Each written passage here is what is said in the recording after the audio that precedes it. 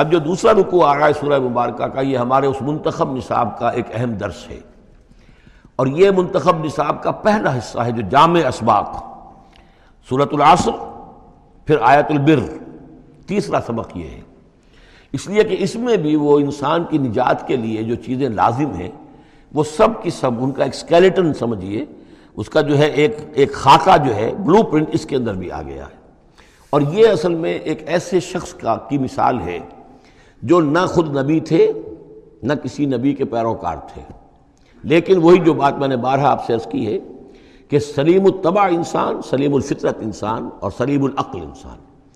فطرت کج نہ ہوئی ہو، پرورٹڈ نہ ہو، اور انسان کی عقل جو ہے اس کے اوپر پردے نہ پڑ گئے ہوں، تو انسان کچھ حقائق تک خود پہنچ جائے گا چاہے کسی نبی کی دعوت اس تک نہ پہنچی ہو۔ وہ مقام کیا ہے کہ وہ پہچان لے گا کہ اس کائنات کا ایک خالق ہے، وہ اکیلا ہے، وہی اس کا مدبر ہے، وہی چلا رہا ہے، وہ تمام صفات کمال سے بتمام کمال متصف ہے۔ پھر یہ کہ اس نے جو ہمیں پیدا کیا ہے تو زندگی صرف یہ زندگی نہیں ہے بلکہ کوئی اور زندگی بھی ہوگی، اس کے پاس لوٹنا بھی ہوگا، ہم اس کی طرف جائیں گے اور پھر ہمیں اپنے اعمال کا محاسبہ وہاں پر فیس کرنا ہوگا اور جزا و سزا ہوگی۔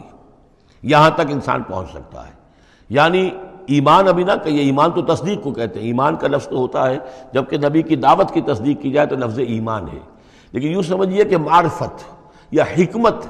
معرفت اور حکمت کے یہ دو سٹیشنز ایسے ہیں کہ جس تک انسان پہنچ جاتا ہے بغیر وحی کی رہنمائی کے، اگر اس کی فطرت سلیم ہے، اس کی عقل سلیم ہے۔ اس کے بعد وہ سوال کرتا ہے، یہی میں نے سورہ فاتحہ میں آپ کو بتایا تھا کہ سورہ فاتحہ دعا ہے، لیکن کس شخص کی دعا ہے؟ عام آدمی کی دعا نہیں ہے،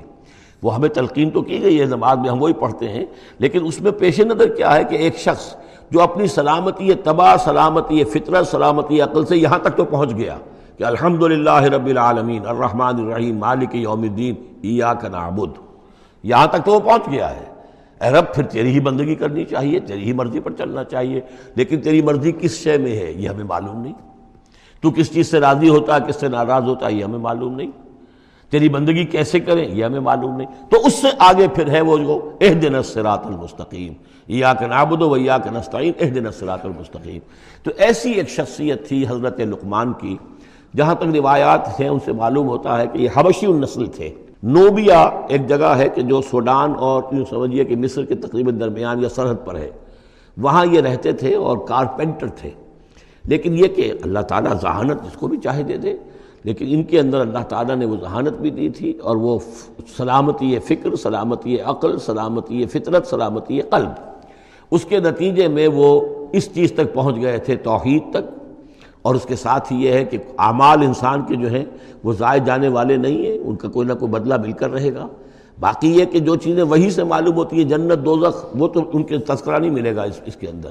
جو چیزیں، اور کسی رسول کا تذکرہ بھی نہیں ملے گا، اس لیے کہ وہ کسی رسول کے امتی ہوتے تو تذکرہ کرتے۔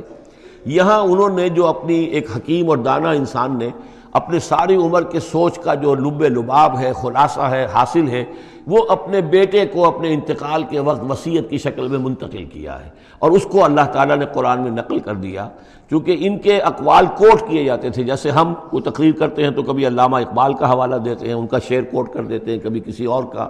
تو یہ بھی اصل میں عرب میں خطباء اور شعراء جانتے تھے کہ یہ لقمان جو ہیں یہ بہت ہی حکیم اور دانا انسان تھے، اور ان کے اقوال جو ہیں کوٹ کیے جاتے تھے اشعار میں بھی اور خطبات میں بھی۔ تو اللہ نے بتایا کہ دیکھو یہ لقمان بھی جو اپنی سلامتی طبع اور سلامتی فکر کی وجہ سے جہاں تک پہنچا، وہ وہی اصول ہے کہ جن کی طرف محمد تمہیں دعوت دے رہے ہیں صلی اللہ علیہ وسلم۔ وَلَقَدْ آتَيْنَا لُقْمَانَ الْحِكْمَةَ، اور ہم نے لقمان کو دانائی عطا کی۔ دانائی کا نتیجہ کیا تھا؟ انشکر للہ، کہ شکر کرو اللہ کا۔ دانائی کا تقاضا، فطرت کی سلامتی کا تقاضا کیا ہے؟ جو بھی آپ کے ساتھ بھلائی کرے اس کے لیے ایک احسان مندی کے جذبات آپ میں پیدا ہونے چاہیے۔ اگر نہیں ہو رہا ہے تو فطرت جو ہے پرورٹڈ ہے، بس ہو گئی، جو بھی بھلائی کرے۔ اور عقل کا تقاضا کیا ہے کہ اصل جو ہے منعم اس کو پہچان لیا جائے، اور وہ اللہ ہے۔ تو نتیجہ کیا نکلے گا؟ وہ سلامتی طبع جمع سلامتی عقل، تو اللہ کو پہچان لیا جائے اور کہا جائے الحمدللہ، جہاں سے قرآن مجید شروع ہوتا ہے۔ انشکر للہ، کہ شکر کرو اللہ کا۔ ومن یشکر فانما یشکر لنفسہ، جو کوئی بھی شکر کرتا ہے تو وہ شکر کرتا ہے اپنے ہی بھلے کے لیے، اپنے ہی فائدے کے لیے۔ ومن کفر فان اللہ غنی حمید، اور جو کفران نعمت کرتا ہے، ناشکری کرتا ہے، تو اللہ تو غنی اور حمید ہے۔ وَإِذْ قَالَ لُقْمَانُ لِابْنِهِ، اب یہاں سے حضرت لقمان کی وہ نصیحتیں ہیں جو انہوں نے اپنے بیٹے کو کی ہیں، یہاں مذکور نہیں ہے، لیکن مراد یہی ہے کہ انتقال کے وقت، جیسے کہ کوئی شخص دولت مند ہے تو وہ اپنے انتقال کے وقت اپنے بیٹوں کو، یا اگر بیٹا ایک ہی ہے تو اسے بتائے گا کس سے لینا ہے، کس کو دینا ہے، کیا حساب کتاب ہے، کہاں کہاں میرے ایسٹس ہیں، کوئی دفینہ ہے تو بھی بتائے گا کہ میرا وہاں فلاں جگہ پر دولت دفن ہے۔ ایک حکیم انسان کے پاس اصل شے اس کی ساری عمر کے غور و فکر کا جو حاصل ہے کہ میں نے جو کچھ سوچا ہے، میں نے جو کچھ بھی حاصل کیا ہے اپنی فطرت سلیمہ اور عقل سلیم کی رہنمائی میں، وہ میں تمہیں منتقل کر رہا ہوں۔ وَإِذْ قَالَ لُقْمَانُ لِابْنِهِ وَهُوَ يَعِظُهُ، یاد کرو جب کہ کہا لقمان نے اپنے بیٹے سے اور وہ اسے نصیحت کر رہے تھے، یا بنی لا تشرک باللہ، نمبر ایک اللہ کے ساتھ شرک مت کیجو، ان الشرک لظلم عظیم، یقیناً شرک بہت بڑا ظلم ہے، بہت بڑا ظلم ہے، سب سے بڑی ناانصافی۔ عربی زبان میں ظلم کہتے ہیں وضع الشیء فی غیر محلہ، کسی شے کو ہٹا کر اس کی اصل مقام سے ہٹا کر کہیں اور رکھ دینا، یہ ظلم ہے۔ اللہ خالق ہے تنہا، باقی سب مخلوق ہے، اب آپ نے مخلوق میں سے کسی کو اللہ کے برابر کر دیا، یا اللہ کو کسی اعتبار سے گرا کر مخلوق کی صف میں لا کے کھڑا کر دیا، تو اس سے بڑا شرک، اس سے بڑی ظلم، اس سے بڑی ناانصافی، اس سے بڑا ظلم کوئی نہیں۔ وَإِذْ قَالَ لُقْمَانُ لِابْنِهِ وَهُوَ يَعِظُهُ يَا بُنَيَّ لَا تُشْرِكْ بِاللَّهِ إِنَّ الشِّرْكَ لَظُلْمٌ عَظِيمٌ، اور اس کے بعد فوراً ہی اللہ تعالیٰ نے اپنی طرف سے ایک بات ایڈ کی ہے۔ یہ چوتھا مقام آ گیا ہے کہ جہاں اللہ کے حق کے فوراً بعد والدین کا حق۔ ظاہر بات ہے کہ حضرت لقمان کو یہ بات کچھ یعنی مناسب نہیں معلوم ہوئی کہ وہ اپنا حق بھی بیان کریں، لہذا اس کی تکمیل کر دی ہے اللہ تعالیٰ نے۔ وَوَصَّيْنَا الْإِنسَانَ بِوَالِدَيْهِ، اور ہم نے وصیت کی انسان کو اس کے والدین کے بارے میں، اور والدین میں سے بھی خاص طور پر والدہ، اس لیے کہ زیادہ مشقت وہ جھیلتی ہے، زیادہ تکلیفیں بچوں کی پرورش میں ماں کو برداشت کرنی پڑتی ہیں۔ وَوَصَّيْنَا الْإِنسَانَ بِوَالِدَيْهِ حَمَلَتْهُ أُمُّهُ وَهْنًا عَلَى وَهْنٍ، اسے اٹھائے رکھا، وہ جو حمل ہے اس کے اپنے جسم کے اندر اٹھائے رکھا اس نے اس کو، وہنن علی وہنن، کمزوری پر کمزوری جھیل کر، وفصالہ فی عامین، پھر اس کا دودھ چھڑانا ہوا 2 سال میں سے، پھر یہ کہ پہلے 9 مہینے تو جونک کی طرح اس کے جسم کے اندر خون چوستا رہا، اور اس کے بعد پھر جو ہے دودھ اس کا جو ہے پیا ہے تو وہ بھی اس کی توانائیاں اور اس کی قوت ہی ہے کہ جو دودھ کی شکل میں اس کے لیے غذا بنی ہے۔ انشکر لی ولوالدیک، کہ شکر کرو میرا اور اپنے والدین کا، الی المصیر، اور میری طرف تم کو لوٹ کر آنا ہے۔ اب دیکھیے جیسے میں نے وہاں عرض کیا تھا کہ سورہ عنکبوت میں اور اس میں بڑی مناسبت ہے ان دو میں، وہ مضمون اب یہاں بھی آ رہا ہے کہ اگر یہ 2 حق ٹکرا جائیں، ایک حق اللہ کا ہے شرک نہ کیا جائے، ایک حق والدین کے ساتھ حسن سلوک ہے، اب یہ ٹکرا گئے، والدین کہہ رہے ہیں شرک کرو، اب کیا کریں؟ وَإِن جَاهَدَاكَ عَلَىٰ أَن تُشْرِكَ بِي مَا لَيْسَ لَكَ بِهِ عِلْمٌ، اگر وہ تم سے جہاد کریں، تم پر دباؤ ڈالیں، تم سے لڑیں، تم سے جھگڑیں اور تمہیں مجبور کریں کہ تم شریک کرو اور شرک کرو میرے ساتھ ایسی چیز کا کہ جس کا تمہارے پاس کوئی علم نہیں ہے، فَلَا تُطِعْهُمَا، تو ان کا کہنا مت مانو۔ وہاں پر بھی یہ مضمون آ چکا، یہاں دوبارہ آ گیا کہ ان کے حقوق ایک حد تک ہیں، اس سے آگے بڑھ کر وہ اللہ کے حقوق پر ڈاکہ ڈالنے لگے، بازی بازی بارش بابا ہم بازی، ان کے حقوق اللہ کے حقوق کے برابر نہیں ہو سکتے، ان کے حقوق اللہ کے حقوق سے فائق نہیں ہو سکتے، اس کے نیچے نیچے ہیں، تو شرک نہیں۔ البتہ یہاں یہ ذہن میں رکھیے کہ شرک صرف بت پرستی کو نہیں کہتے، لا تشرک، شرک کی کوئی قسم بھی ہو۔ اب اللہ کے کسی ایک حکم کو اگر والدین کہتے ہیں توڑو، اس کا کیا مطلب ہے؟ یہ شرک کا حکم دے رہے ہیں، اس لیے کہ آپ نے والدین کے کہنے پر اللہ کے حکم کی خلاف ورزی کی، اس کا مطلب ہے کہ آپ نے مطاع اور معبود والدین کو بنا لیا۔ نفس کے کہنے پر آپ حرام کے اندر منہ مار رہے ہیں تو آپ کا جو حرام جو دولت ہے وہ آپ کا معبود ہے، اور آپ کا نفس آپ کا معبود ہے۔ ارأیت من اتخذ الہہ ہواہ، کیا تم نے دیکھا اس شخص کو جس نے اپنی خواہش نفس کو اپنا معبود بنا لیا؟ تو شرک کا مفہوم جو ہے اس کا پورا وسیع مفہوم، اور جیسا کہ اس سے پہلے بھی تذکرہ ہو چکا ہے، اس پر الحمدللہ کہ میں نے تقریباً 20 سال پرانی بات ہے یہ کہ میں نے اقسام حقیقت و اقسام شرک پر 6 گھنٹے کے کیسٹس جو ہیں میرے وہ ریکارڈڈ ہیں اور موجود ہیں، تو اس حوالے سے اس کو یہ نہیں سمجھنا چاہیے کہ شرک سے مراد صرف بت پرستی ہے۔ وَإِن جَاهَدَاكَ عَلَىٰ أَن تُشْرِكَ بِي مَا لَيْسَ لَكَ بِهِ عِلْمٌ فَلَا تُطِعْهُمَا، لیکن دیکھیے یہ ہے اللہ تعالیٰ کی تعلیم، اس کے اندر کیا توازن ہے۔ اس کا یہ مطلب نہیں ہے کہ والدین کے سارے حقوق ہی ساقط ہو گئے۔ اگر والدین مشرک ہیں، تمہیں شرک کرنے کا حکم دے رہے ہیں تو ان کا یہ حکم تو نہیں مانو گے، لیکن ان کے ساتھ حسن سلوک پھر بھی کرنا ہے۔ والد تو ہے نا، وہ والدہ تو ہے نا،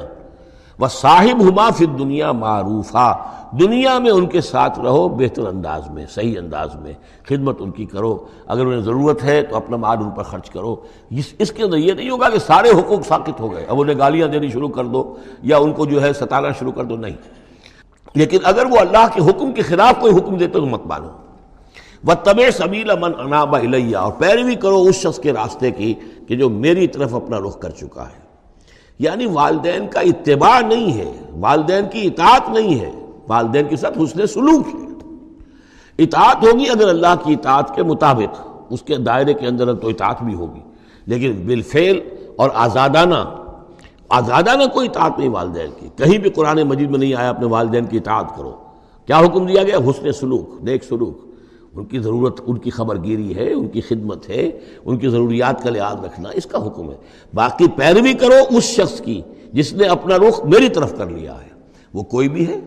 پہلے انبیاء ہوتے تھے، انبیاء کی پیروی کرو، اب انبیاء نہیں ہیں، انبیاء کے خادم ہیں۔ انبیاء کی امتوں میں جو شخص بھی اٹھا ہے دین کی دعوت لے کر، جس نے اپنا رخ کر لیا ہے، جس نے کہا میں چل رہا ہوں اللہ کے راستے میں، کون میرا ساتھی بنتا ہے، تو پیروی کرو اس کی۔ واتبع سبیل من اناب الی، پیروی کرو اس شخص کے راستے کی جس نے اپنا رخ میری طرف کر لیا ہے۔ ثم الی مرجعکم، پھر میری ہی طرف تم سب کا لوٹنا ہے۔ والدین بھی یہیں آ جائیں گے میرے پاس، تم بھی آ جاؤ گے۔ فَأُنَبِّئُكُم بِمَا كُنتُمْ تَعْمَلُونَ، پھر میں تمہیں جتلا دوں گا جو کچھ کہ تم کرتے رہے تھے۔ اب یہاں بیچ میں جو آگے اللہ کی طرف سے آ گیا، یعنی حضرت لقمان کی نصیحت صرف ابھی ایک آئی تھی، یا بنی لا تشرک باللہ ان الشرک لظلم عظیم، اے میرے بچے شرک مت کرنا اللہ کے ساتھ، اس لیے کہ شرک جو ہے بہت بڑا ظلم ہے، بہت بڑی ناانصافی ہے۔ دوسری وصیت ان کی کیا ہے؟ یا بنی انہا ان تک مثقال حبۃ من خردل فتکن فی صخرۃ او فی السماوات او فی الارض یأت بها اللہ ان اللہ لطیف خبیر۔ اے میرے بچے، عمل خواہ وہ نیکی کا ہو خواہ بدی کا ہو، انہا، ہا کی ضمیر ہے عمل کی طرف، عمل خواہ ایک رائی کے دانے کے ہم وزن ہو۔ اب یہ سب سے چھوٹی چیز، رائی کا دانہ، فتیلہ، نقیرہ، یہ تین چیزیں آتی ہیں قرآن مجید میں عام طور پر چھوٹی شے کے لیے، لا یظلمون فتیلہ، لا یظلمون نقیرہ، اور یہ کہ رائی کا دانہ، رائی کا دانہ بہت چھوٹا، تو چاہے وہ نیکی یا بدی ہو رائی کے دانے کے ہم وزن۔ اور پھر فتکن فی صخرۃ، وہ کسی پہاڑ کی، کسی چٹان کے پیٹ میں جا کر، کسی کھو کے اندر جا کر وہ عمل کیا گیا ہو، او فی السماوات، یا آسمانوں میں کیا گیا ہو۔ اب تو آسمانوں میں ہے نا، آپ خلا میں جا کر وہ عمل کر رہے ہیں، تو پھر اب تو انسان جو ہے وہاں تک پہنچ گیا ہے۔ او فی الارض، یا زمین کے پیٹ میں گھس کر کیا گیا ہو، یأت بہ اللہ، اللہ اسے لے آئے گا۔ یعنی انسانی اعمال، انسان اشرف المخلوقات ہے، اور انسانی اعمال ایسی گھٹیا چیز نہیں ہے کہ ایسے ضائع کر دے اللہ، چاہے وہ نیکی ہے چاہے بدی۔ فمن یعمل مثقال ذرۃ خیرا یرہ ومن یعمل مثقال ذرۃ شرا یرہ، لیکن عمل ضائع نہیں ہوگا، چاہے وہ رائی کے دانے کے برابر ہو، پھر چاہے وہ کسی چٹان میں گھس کر کیا گیا ہو، کسی پہاڑ کی کھو میں کیا گیا ہو، چاہے وہ خلا اور فضا کی پہنائیوں میں کیا گیا ہو، چاہے وہ زمین کے اندر سرنگ کھود کر کیا گیا ہو، یأت بہ اللہ ان اللہ لطیف خبیر، یقیناً اللہ تعالیٰ باریک بین ہے، باخبر ہے۔ اب دو چیزیں آ گئیں، اللہ کے ساتھ شرک نہیں، اور اعمال کے بارے میں دیکھ لو، نیکی اور بدی کے نتائج نکل کر رہیں گے۔ اس سے آگے بعث بعد الموت کا یہاں تذکرہ نہیں ہے، اس سے بعد جنت اور دوزخ کا، اس لیے کہ یہ چیزیں معلوم ہوتی ہیں پھر نبی کے بتانے سے۔ اصولی طور پر جو چیز حکمت سے انسان جہاں تک پہنچ سکتا ہے وہ دو ہیں، ایک خالق اور اس کے ساتھ شرک نہ ہو، اور نمبر دو اس اعمال انسانی ان کا ضرور بدلہ ملے گا۔ اب اس کے بعد تیسری بات، یا بنی اقم الصلاۃ، نماز قائم رکھ، یعنی جس اللہ کو تم نے پہچان لیا ہے، اب محض ایک مرتبہ پہچان لینا کافی نہیں ہوگا، اسے یاد رکھنا ضروری ہے، ورنہ شیطان تمہیں ورغلائے گا، تمہیں ادھر ادھر سے جو ہے تمہارا نفس تمہیں غلط راستے پر ڈال دے گا، جب تک کہ یہ ایمان باللہ مستحضر نہ رہے ذہن کے اندر۔ اور ایمان باللہ کو مستحضر رکھنے کے لیے ذکر ہے جو ہم پڑھ چکے ہیں، اتل ما اوحی الیک من الکتاب واقم الصلاۃ ان الصلاۃ تنہی عن الفحشاء والمنکر۔ لہذا اب نماز کون سی تھی وہ ہم نہیں جانتے، لیکن کوئی ذریعہ ایسا ہونا چاہیے کہ تم اللہ کو یاد کیا کرو۔ یا بنی اقم الصلاۃ، اور نمبر 4 وَأَمُرْ بِالْمَعْرُوفِ وَانْهَ عَنِ الْمُنْکَرِ، اور نیکی کا حکم دو اور بدی سے روکو۔ یہ بھی تمہاری ذمہ داریوں میں سے ہے، یہ بھی انسان کی، یوں سمجھیے کہ اس کی انسانیت، اس کی شرافت، اس کی مروت کا تقاضا ہے کہ وہ اپنے جو ابنائے نو ہیں، جو بھی انسان ہیں ان کی بھلائی کے لیے کوشاں ہوں، اور سب سے بڑی بھلائی ان کی اور سب سے بڑی خدمت یہی ہے کہ انہیں برائیوں سے روکا جائے اور بھلائیوں کی دعوت دی جائے۔ وَاصْبِرْ عَلَىٰ مَا أَصَابَكَ، اور یہ بھی جان لو کہ اگر یہ امر بالمعروف نہی عن المنکر کرو گے تو تکلیفیں آئیں گی، مصیبت آئیں گی۔ پسند تو کسی کو نہیں ہے کہ آپ اس پر تنقید کریں۔ اگر آپ کسی بچے کو بھی سڑک پر کھیل رہا ہو، گلی میں کھیل رہا ہو، اگر آپ اس سے کہہ دیں کہ بیٹے یہ کوئی کرکٹ کھیلنے کی جگہ نہیں ہے، کسی کی گاڑی کا شیشہ توڑو گے تم، تو آپ دیکھ لیجئے پھر کیا آپ کا وہ اس کو کیا جواب دے گا آپ کو۔ اسی لیے آپ بولتے ہی نہیں ہیں کہ اپنی عزت لے کر وہاں سے نکل جائیں۔ تو کسی کو بھی نصیحت پسند نہیں ہے، حق کڑوا ہے، لہذا اب اگر حق کہنا ہے اور نصیحت کرنی ہے تو پھر تیار رہو کہ وہ ممکن ہے تمہیں پلٹ کر گالی دے دے، وہ کہے کہ تم پہلے ذرا اپنے دامن کو دیکھو تمہارے کتنے دھبے ہیں۔ اب جو بھی ہو برداشت کرو، اور اگر کوئی بڑی بات ہے، اگر فرعون کے سامنے جا کر حق کہو گے تو وہ تو کہے گا کہ میں تمہیں جیل میں ڈالوں گا۔ تو اس طریقے سے یہ وَاصْبِرْ عَلَىٰ مَا أَصَابَكَ، پھر جو شے بھی تم پر آئے اس پر صبر کرو، إِنَّ ذَلِكَ مِنْ عَزْمِ الْأُمُورِ، یقیناً یہ چیزیں ہیں جو بڑی ہمت کے کاموں میں سے۔ گویا کہ وہ چاروں چیزیں اس میں آ گئیں، وَالْعَصْرِ إِنَّ الْإِنسَانَ لَفِي خُسْرٍ إِلَّا الَّذِينَ آمَنُوا وَعَمِلُوا الصَّالِحَاتِ وَتَوَاصَوْا بِالْحَقِّ وَتَوَاصَوْا بِالصَّبْرِ۔ یہاں اصطلاحات ذرا علیحدہ ہو گئی، تواصی کے بجائے امر بالمعروف نہی عن المنکر آ گیا، صبر جو کا تو ہے، باقی ایمان اور وہ تمام چیزیں، اعمال صالحہ میں سے نماز آ گئی، والدین کے ساتھ حسن سلوک آ گیا۔ آخری دو آیتیں ہیں وَلَا تُصَعِّرْ خَدَّكَ لِلنَّاسِ،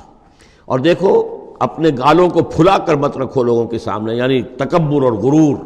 اس انداز میں رہنا۔ وَلَا تَمْشِ فِي الْأَرْضِ مَرَحًا، اور تم زمین میں اکڑ کر نہ چلو۔ ان اللہ لا يحب كل مختال فخور، یقیناً اللہ تعالیٰ کو جو اکڑنے والے ہیں، اور یہ مختال بنا ہے خیل سے، خیل کہتے ہیں گھوڑے کو، گھوڑے کی چال میں ایک تمکنت ہوتی ہے، تو جب انسان بھی بڑی تمکنت کے ساتھ چلتا ہے تو وہ گویا کہ اختیال بن گیا۔ لا يحب كل مختال فخور، شیخی خورے، فخر کرنے والے، اکڑنے والے اللہ کو پسند نہیں ہے۔ یہ مضمون سورہ بنی اسرائیل میں بھی آ چکا ہے۔ وَلَا تَمْشِ فِي الْأَرْضِ مَرَحًا إِنَّكَ لَن تَخْرِقَ الْأَرْضَ وَلَن تَبْلُغَ الْجِبَالَ طُولًا، تم کتنا ہی پاؤں مار کر چلو ہماری زمین کو پھاڑ نہیں سکتے، اور کتنی گردن اکڑا لو، اونچے ہو جاؤ، سینہ تان لو اور اوپر ترا بھی چڑھا لو، لیکن یہ کہ تم پہاڑوں کی اونچائی تک نہیں پہنچ سکتے۔ آخری بات فرمائی وَاقْصِدْ فِي مَشْيِكَ، اپنی چال میں میانہ روی اختیار کرو۔ یہ میانہ روی ہر اعتبار سے، چال میں بھی، خرچ میں بھی، وَالَّذِينَ إِذَا أَنفَقُوا لَمْ يُسْرِفُوا وَلَمْ يَقْتُرُوا وَكَانَ بَيْنَ ذَلِكَ قَوَامًا، یہ ایک میچور شخصیت کا کہ اس کے اندر ہر اعتبار سے معلوم توازن ہو، انتہا پسندی کسی بھی اعتبار سے نہ ہو۔ وَاقْصِدْ فِي مَشْيِكَ وَاغْضُضْ مِنْ صَوْتِكَ، اور اپنی آواز کو پست رکھو۔ اس کا مطلب کیا ہے کہ کہیں کوئی آرگومنٹ ہے کہ جھگڑا ہو گیا ہے تو آواز کو بلند کرنے کی کوشش نہ کرو، بات اپنی کرو۔ عام طور پر یہ ہوتا ہے کہ جب آدمی دیکھتا ہے کہ میری دلیل تو کمزور پڑ گئی تو پھر وہ اپنی آواز کی والیوم بڑھا کر کوشش کرتا ہے کہ کمپنسیٹ کرے کہ دلیل عقلی اعتبار سے تو کمزور ہے لیکن میری آواز جو ہے وہ اس کے اندر وزن پیدا کر دے۔ وَلَا وَاغْضُضْ مِنْ صَوْتِكَ، اور دیکھو إِنَّ أَنْكَرَ الْأَصْوَاتِ لَصَوْتُ الْحَمِيرِ، آواز جو گدھے کی ہوتی ہے وہ ڈھیچو ڈھیچو جب کرتا ہے تو بلند تو وہ بہت ہوتی ہے لیکن کس قدر ناپسندیدہ آواز ہے، کتنی ناپسندیدہ آواز ہے۔ تو آواز کی بلندی کوئی حسن نہیں ہے، اصل تو یہ شے ہے کہ آپ جو بات کہیں وہ وزنی ہو، وہ دلیل کے ساتھ ہو، اور وہ آپ اپنی بات کو منوا سکیں اس کے حوالے سے۔ تو یہ ہے 8 آیات پر مشتمل جو رکوع ہے، یہ دوسرا رکوع سورہ مبارکہ کا، یہ ہمارے اس منتخب نصاب کا تیسرا سبق ہے۔ بارک اللہ لی و لکم فی القرآن العظیم ونفعنی وإیاکم بالآیات والذکر الحکیم۔